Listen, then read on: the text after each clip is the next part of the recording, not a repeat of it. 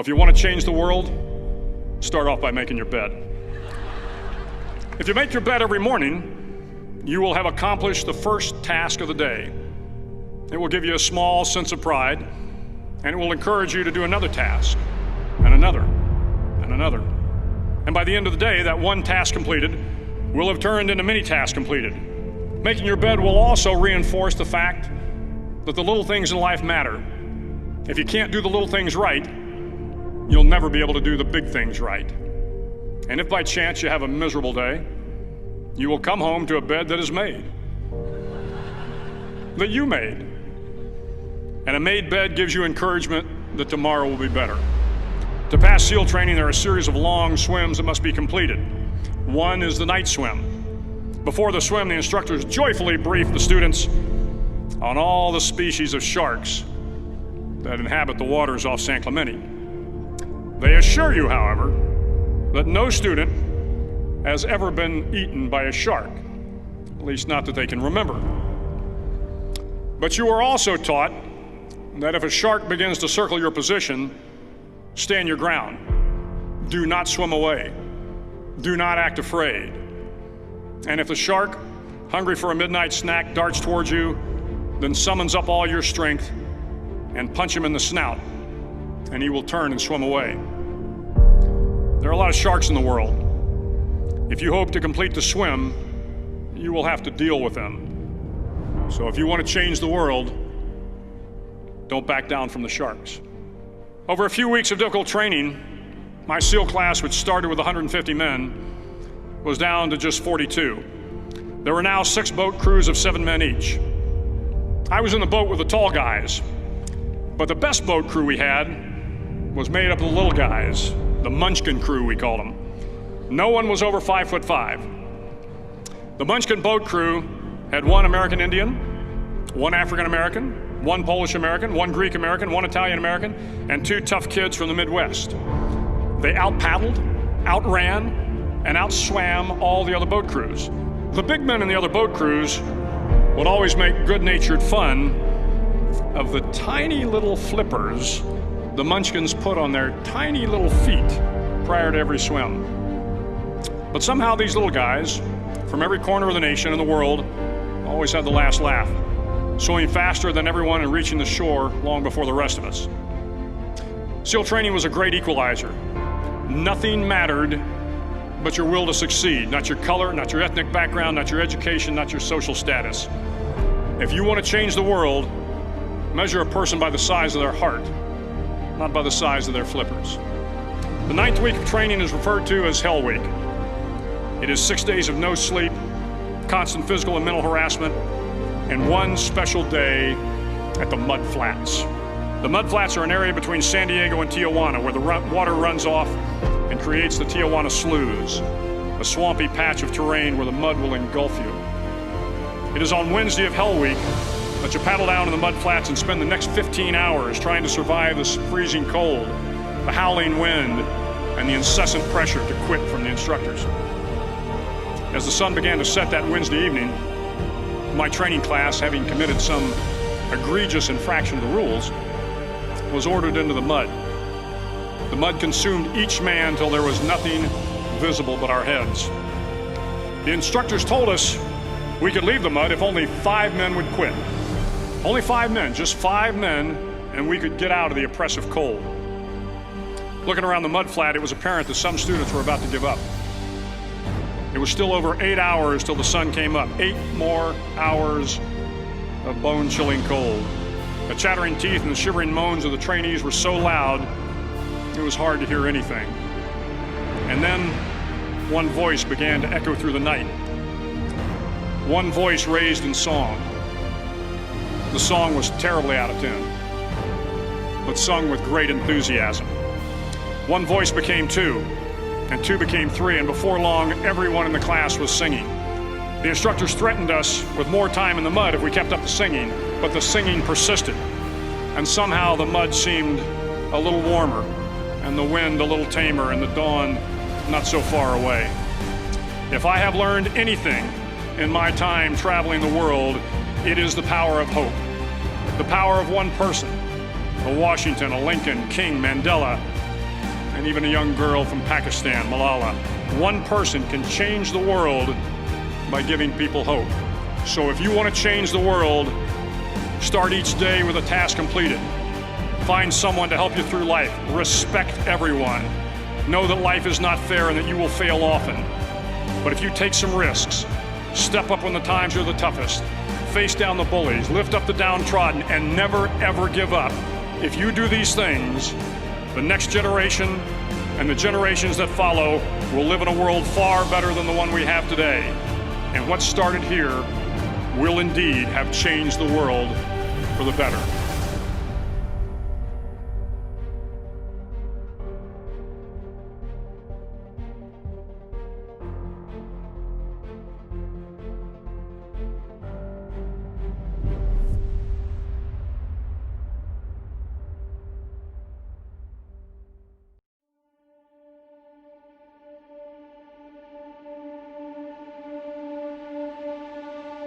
I found that nothing in life is worthwhile unless you take risks. Nothing. Nelson Mandela said, "There is no passion to be found playing small and settling for a life that's less than the one you're capable of living." Now, I'm sure in your experiences in school and applying to college and picking your major and deciding what you want to do with life, I'm sure people have told you to make sure you have something to fall back on. Make sure you got something to fall back on, honey. But I never understood that concept, having something to fall back on. If I'm going to fall, I don't want to fall back on anything. I want to fall forward. I figure at least this way I'll see what I'm going to hit. Without consistency, you'll never finish. So do what you feel passionate about. Take chances. Don't be afraid to fail. There's an old IQ test, was 9 dots, and you had to draw 5 lines with a pencil within these 9 dots without lifting the pencil. The only way to do it was to go outside the box. Don't be afraid to think outside the box. Don't be afraid to fail big, to dream big. But remember, dreams without goals are just dreams. Reggie Jackson struck out 2,600 times in his career, the most in the history of baseball. But you don't hear about the strikeouts. People remember the home runs. Fall forward. Thomas Edison conducted 1,000 failed experiments. Did you know that? I didn't know that. Because the 1,001st was the light bulb. Fall forward. Every failed experiment is one step closer to success. You've got to take risks, and I'm sure you've probably heard that before, but I want to talk to you about why that's so important. You will fail at some point in your life. Accept it. You will lose. You will embarrass yourself. You will suck at something. There's no doubt about it. And I know that's probably not a traditional message for a graduation ceremony, but hey, I'm telling you, embrace it, because it's inevitable.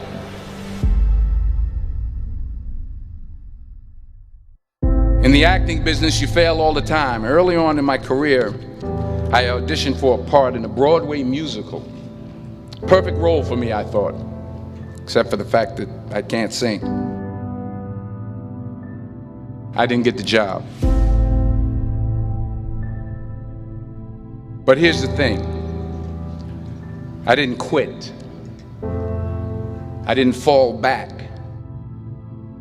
I walked out of there to prepare for the next audition, and the next audition, and the next audition. I prayed. I prayed. And I prayed.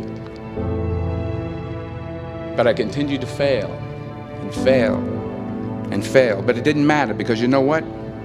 There's an old saying, you hang around the barbershop long enough, sooner or later you're going to get a haircut. So you will catch a break, and I did catch a break.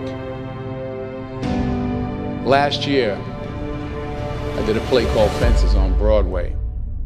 But here's the kicker. It was at the Court Theater.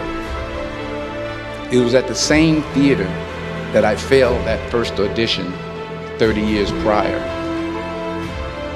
The point is, every graduate here today has the training and the talent to succeed. But do you have the guts to fail? If you don't fail, you're not even trying.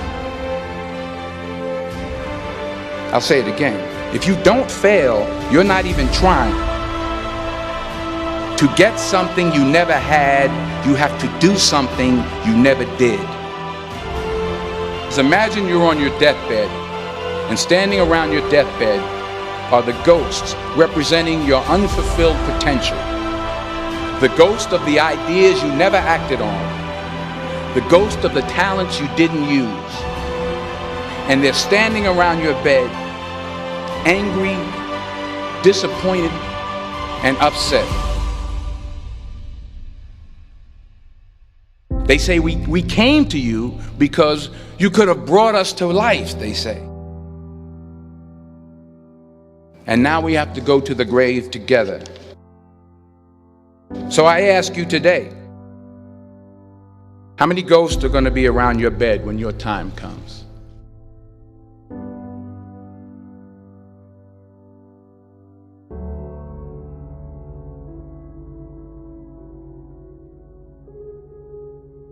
I just got back from South Africa. It's a beautiful country, but there are places there with terrible poverty that need help.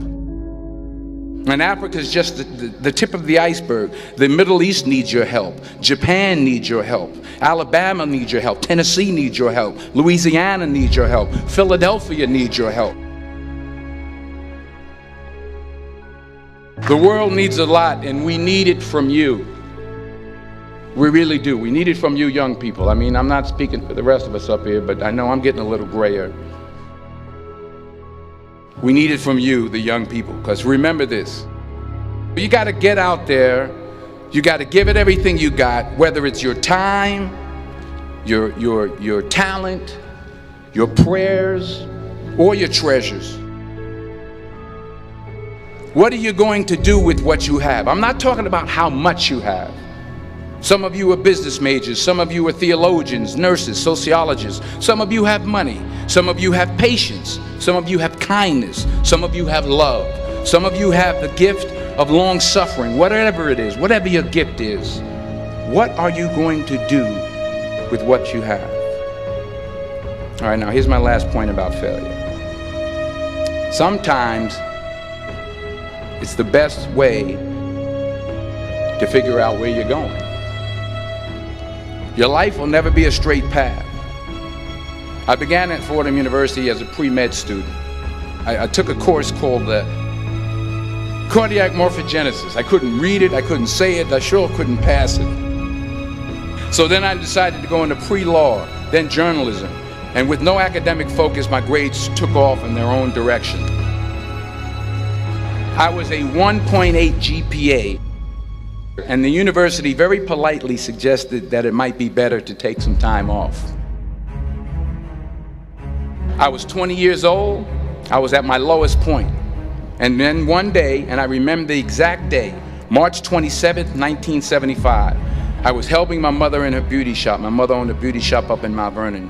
And there was this older woman who was considered one of the elders in the town. And I didn't know her personally, but I was looking in the mirror, and every time I looked at the mirror, I could see her behind me, and she was staring at me. She just kept looking at me. Every time I looked at her, she kept giving me these strange looks. So she finally took the dryer off her head and she said something I'll never forget. She said, "Young boy, I have a prophecy, a spiritual prophecy." She said, "You are going to travel the world and speak to millions of people."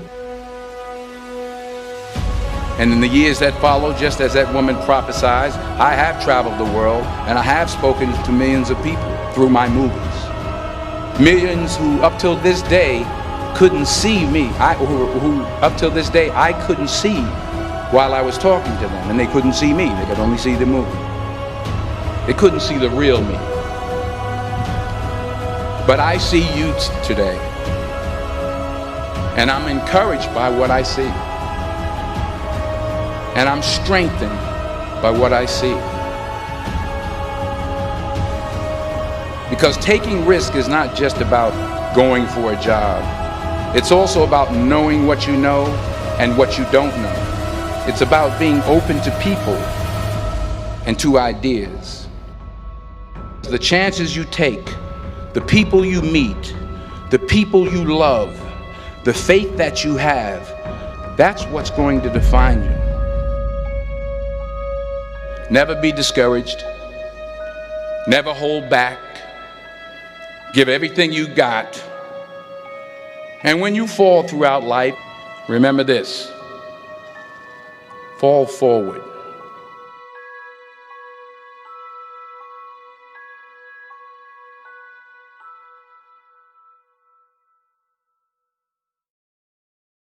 I used to spend the night in hotel parking lots. What was I gonna do? I ain't had nowhere to stay, so I lived in the car. I had $35. And I said, come on, God, man, I've been trying to make this dream come true. You done left me out here like this. And I was crying so hard that he just said, I didn't like hear a voice or nothing, but he spoke to me, and however he said, if you get up, I'm gonna take you places you ain't never been. Now I was finna quit. So I said, skip it. I'm gonna quit anyway. So I got in my car, I went to a payphone, and I was gonna call my dad. You remember back in the day where you could punch in a code and call your answering machine and get your messages? So I called and I punched in the code, and it said, doop. He said, hey Steve, this is Chuck Sutton with Showtime at the Apollo. We saw a tape of you. You're very funny. If you could get here Sunday night, we'd love to put you on television. Call me back, let me know if you can make it. So I hung the phone up, I'm crushed. Cause my whole dream of being on TV, and I couldn't get to New York. I got $35. How I'm gonna get to New York? I can't make it. So I'm standing there at the phone booth and tears just coming down my face. I said, God, so that must be a sign for me to go home. Cause this it, I ain't even got the money to go to the Apollo. My whole thing, I wanted to be on TV, I couldn't even make the dream come true. This is the most messed up moment. And so I said, man, let me call this dude back and see if he said this Sunday. Cause maybe he said next Sunday and I can hustle up a little bit of money or something. I don't know what I'm gonna do, but let me just call him back. So I called him back. Steve, this is Chuck Sutton, Showtime at the Apollo. We saw a tape of yours. You're very, very funny. Look, we have an opening Sunday night at Showtime at the Apollo. If you can make it, we'd love to put you on TV. I said, it's this Sunday. Before I hit the button, I heard, doop, you have another message. Now, it wasn't there before. So I punched my code in. I listened to the second message. It said, Steve Harvey, this is Tom Sobel from the Comedy Caravan. This was a Thursday. He said, I have a gig in Jacksonville, Florida on Friday night that pays $150. If you can get there Friday night, you'll make $150. So I called him back and I said, hey Tom, did you get a gig away? He said, no, it's still available. He said, can you get there? I said, I'm in Pensacola, Florida. I'm 3.5 hours away. So I drive to Jacksonville, Florida, and that night I made the 150. The club owner said, man, you funnier than the guy we hired. If you stay tomorrow night, I'm gonna give you another $150. So now I got $300 now. So I get on the phone, I call Chuck Sutton. I say, hey man, is the gig still available at Showtime at the Apollo? He said, yeah, we got one opening left. I said, I'll be there. So I called Eastern Airlines, who used to be open back then. They had a special for $99 going from Jacksonville, Florida to New York round trip. So I parked my car at the airport. I got it.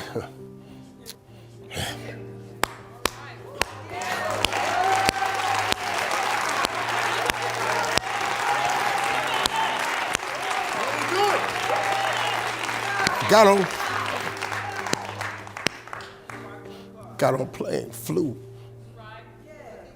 Everything I had was in 2 bags. Got to the Apollo, I said, hey man, I'm here. I got there at 11 o'clock in the morning. He said, you can't stay here because you don't come on to the late show tonight. I said, man, I ain't got nowhere to go. I said, if you just let me stay in this building, man, I ain't gonna move around nothing. I ain't got nowhere to go. I'm in Harlem, I can't go back out here. I got these 2 bags. I got victim wrote all over me, man. So he said, all right, if you go upstairs, don't come down. So he put me in the dressing room on the 6th floor. So that's where all the comedians was. So I stayed up there. I got hungry around 3 o'clock, and I couldn't take it no more. So I went back downstairs, a dude named Alton Liston. I said, hey man, he said, man, I thought I told you, don't come down them damn steps. I said, hey man, I'm just hungry, man. I said, let me go to that KFC I saw on the corner, just let me get some chicken. I'll come right back. He said, man, if you ain't back in 20 minutes, you ain't getting in this building. So I went, bought me some chicken, came back. So the comedians started coming in the building. They started coming up on the 6th floor. So I meet this guy named D.L. Hughley. I introduced myself, he introduced himself. I'm sitting there, another guy come in named Dwayne Johnson. Then this other dude walked in named Jamie Foxx. And I introduced myself. We don't know each other, ain't none of us famous. It's 1991, man. They gave everybody the lineup. I was on the last show of the night. I don't go on to 11 at night. I done had this 4 pieces of chicken. I'm starving, man. That chicken done wore off. I'm nervous, man. I'm about to throw up. D.L. Hughley went downstairs. D.L. Hughley got booed off. Dwayne Johnson got booed off. Jamie Foxx went down there and got booed. They booed Jamie, then Jamie started singing. And then they started clapping. And Jamie had their ass, then he went back to them jokes, and they got his ass. So I'm walking down the steps and I see Jamie sitting on the steps. I said, hey man, hang in there. He said, man, that ain't never happened to me before, man. This is crazy. This Jamie Foxx, man, one of the most talented people in all of comedy. And now, you don't even know how nervous I am, man. I can't even, my breathing is shot because these dudes been booed. So I walk out, I had wrote this joke. Mike Tyson had got in a fight in Harlem with this heavyweight named Mitch Green. Mike Tyson had hit the dude in the eye in the store. Now he was on the news, his eye was swollen. So the joke I wrote was, they was interviewing Mitch Green and he was telling everybody what happened, but his eye took over the interview. And I wrote this joke that his eye started talking and was just, I tell you what happened. The heavyweight champ's fist is coming towards my face. I just said, Lord, Lord, Lord. And I wrote this whole joke about this dude's eyeball talking. And when the punch came, and all this here, the Apollo, man, they went crazy. They lost their mind.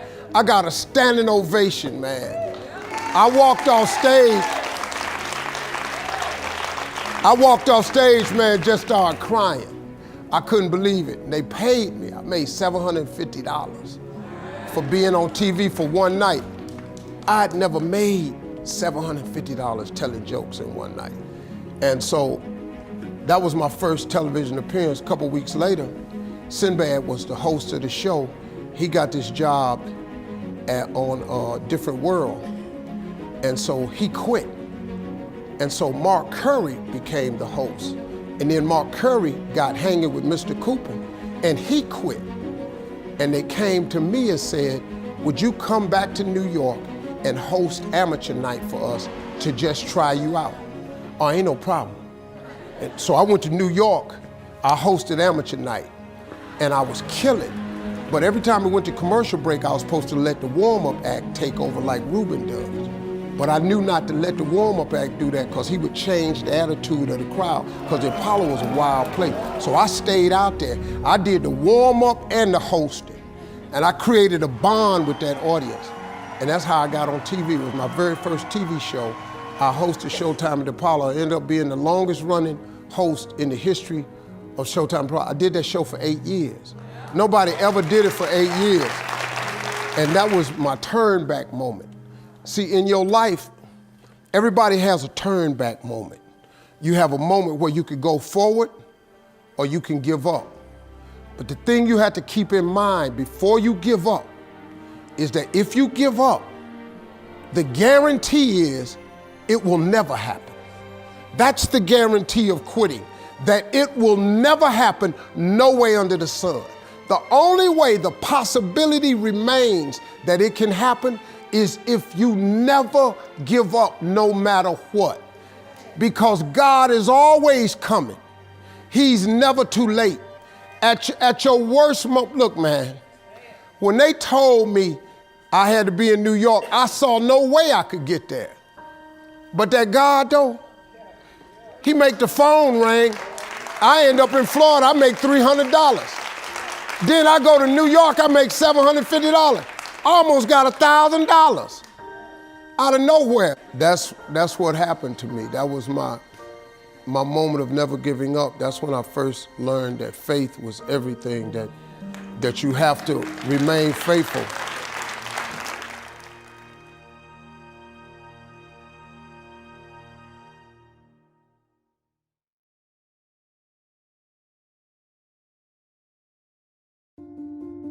Do the rich people cringe and say, don't tell them that, Robert? Yes. Don't tell people what you know.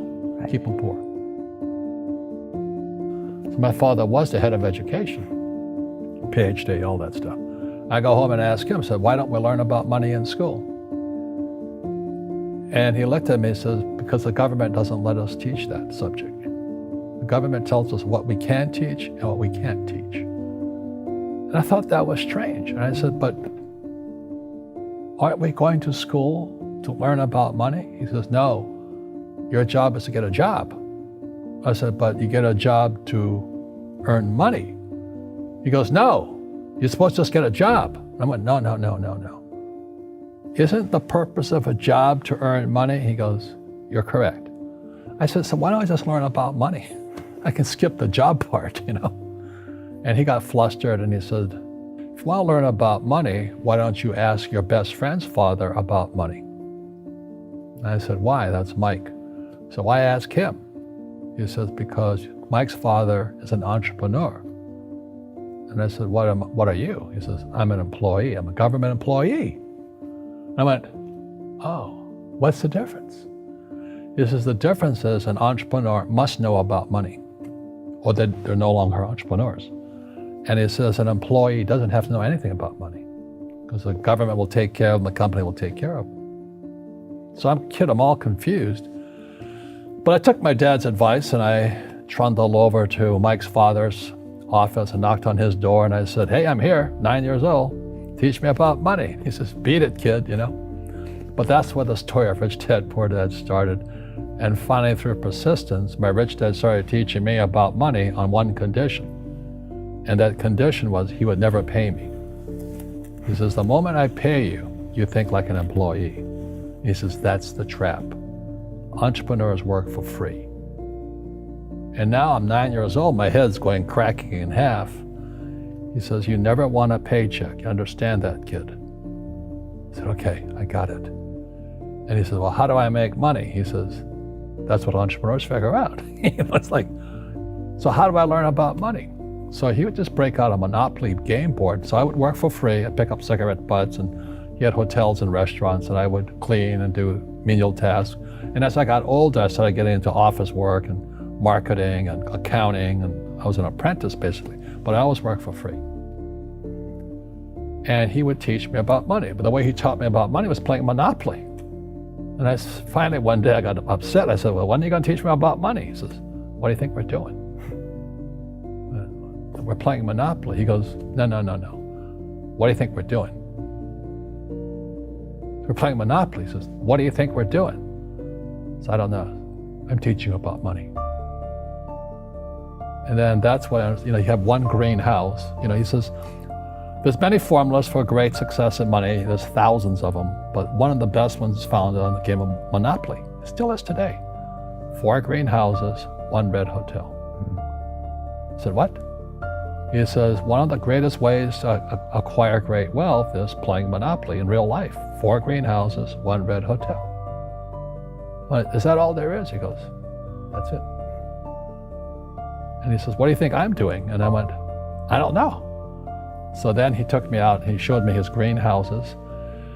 And 10 years later, when I was 19, I was now in school in New York, and I come back to Hawaii, and Rich Dad had bought the biggest piece of land smack dab in the middle of Waikiki Beach. And when you go to Waikiki Beach today, you'll see the Hyatt Regency Hotel. That was his hotel. Just like the game of Monopoly. Just like the game of Monopoly.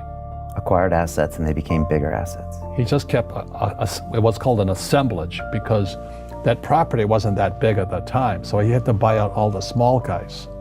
Because Waikiki was a little dirtwater little town. So he'd buy out this shop owner and buy that shop owner. And it took him a while, but he finally assembled this large piece of property.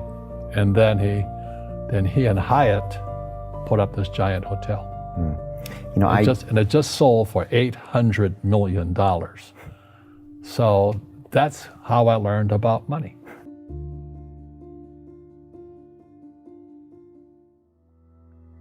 I've had financial crashes. I've had people stab me in the back, but they're all good because I grow from it. That's spirituality. Right. You know, people who are afraid of making mistakes, like they teach in school, they don't ever grow. Because spirituality is there's good and there's bad, there's right and there's wrong, there's up and there's down. Most people only want to be right. They only want to be positive. Well, you can't have that. That's not reality. Well, I wasn't poor by most people's standards, but I came from a family with a poor attitude, if you know what I mean. Because rich, poor, middle class, poverty starts with a fundamental attitude. Poverty is passed on. It's taught in your families. And middle class is taught in families. And so the people right now who are sitting at home, who are struggling financially or worried about money or unhappy, they may be making a lot of money, but unhappy with what they're doing, it was probably taught to you. You know, your superego was taught, get a job, work hard, or you'll never be rich, or the rich are evil, or whatever. The school system will never teach you about money. The school system was designed to teach you to be an employee, which is important, or a doctor or a lawyer, a specialist, but never about money. And what most people lack is real business knowledge, like accounting, you know, like debt, like taxes. You got to know that stuff, but they don't teach it in school to anybody. So, and then when people ask me, how did your rich dad learn this when your poor dad, a PhD, didn't? And the answer is very simply, my rich dad, who's my best friend's father, his father died when he was 13. So rich dad had this family business at 13 to run. So he had to drop out of school, which was his blessing. You know, there's blessings, and you know, sometimes the blessing doesn't look like a blessing, but it turned out to be a blessing. And then his teachers became his bookkeeper, his accountant, his attorney, his banker, his real estate agents. So he has what I call real teachers, not these fake teachers in school. You see, most teachers in school, they're out of ethics. They teach subjects they themselves don't practice. I asked the teacher, I said, you know, I'm in my 3rd year of calculus now. It was called strength of materials. I said, am I ever going to use this stuff? He goes, no. You know, I said, why do you teach it? He says, because I get paid. I said, do you ever use it? He goes, no. And that's why, you know, you have to, in life, one of the things I suggest to people, you got to find a real teacher versus a fake teacher. And a fake teacher is somebody who doesn't do what they teach. And a real teacher is doing what they teach every day. So my accountants, my attorneys, they're in it every single day. That's how I learn, because every day I'm solving problems in my business. So I have accountants and attorneys and bankers and all these people on speed dial because I'm solving problems with my team. I see you giving this knowledge out, and Yeah. do the rich people cringe and say, don't tell them that, Rob? Yes. Don't tell people what you know. Right. keep them poor. But, you know, unfortunately, the poor, as was in the Bible, I'm not real religious, the poor will always be amongst us because it starts up here. Right, it's that fear mentality. It's in their words, you know, and the words become flesh. Again, I'm not really religious. I flunked out of Sunday school also. But when they say I can't afford it or I can't do that, they go down. They become what they say. My PhD dad, he says, what do you think I am, made of money? I can't afford that. And my rich dad would say, that's why he's poor. Poor people say, I can't afford it, I can't do that, I don't have time. Because it's an escape. It's an escape, you know what I mean? It's easy to say, I can't afford it. And your rich dad used to say what instead of I can't afford it? How can I afford it? How can I do that? You know, what would it take, or why should I do that? He says that a question opens the mind, a statement closes the mind. See, when you say I can't afford it, your mind shuts down and you become what you say. Rugby is a team sport, but so is soccer. The rules are different. And other people are golfers, they play by themselves. And so everybody's different. So my game financially is business, number one. Second is real estate. So what I say to young people is, you find your game.